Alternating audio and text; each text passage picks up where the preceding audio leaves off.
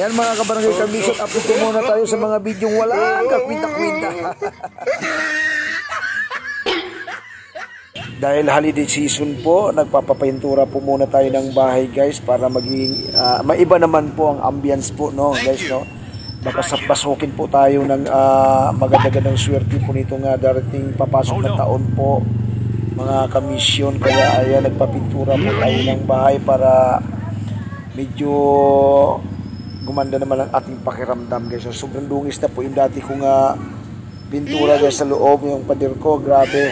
Kaya ngayon ito, makikita naman po ang tinan nyo guys, may screen po yung aking hagdanan dahil ang dami ko pong alaga po na aso. 5 po yung nasa baba, pang-6 yung nasa rooftop. Kaya may harang po sila para hindi makababa dahil baka lapain po yung mga nagpipintura po sa loob. Mayroon po akong pintur po dyan. Bali yung pamangkin ko po na yan nagsukat-sukat. Yan po yung pamangkin ko na wala siyang pasok ngayon. Kaya ayan, siya po ngayon ang nakatuka dyan sa pagpintura sa pader. Mayroon po kasi ibang design po yan na gagawin. Kaya siya po ang nakatuka po dyan. Pero okay na guys, malinis na po tingnan. Ayan yung loob na lang ng CR at hindi pa napinturahan yung loob ng CR. Pero ang cabinet okay na. Ayan. Medyo makalat pa ang kusina. Sobrang napakakalat guys ng loob ng bahay kahit maliit lamang po yan. Ayan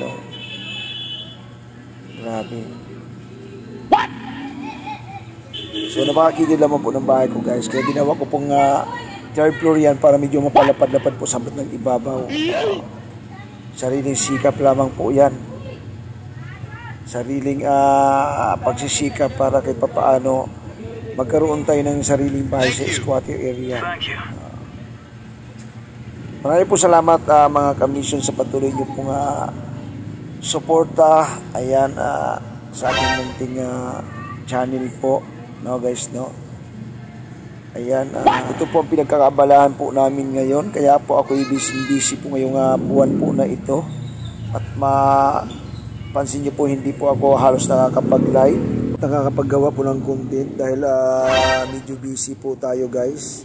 Nasikaso rin po natin ang ating maliit na negosyo, maliit na tindahan po natin ng damitan.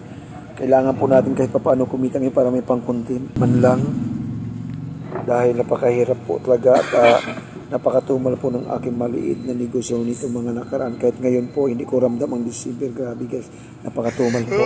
At yung mga kabarangay kamisyon, abangan po ang karugtong ng ating video update ko po kayo kapag natapos na. Huwag kalimutan ang 4 na elemento, like, subscribe, at click notification bell. Patuloy na panoorin ng mga malanggang kwintang-kwintang video po nito para lalo pang maubos ito ang inyong ras. Huwag nyo kalimutan maligo para lagi kayong mabangot basta pagdating na inyong asawa. Bye bye, God bless.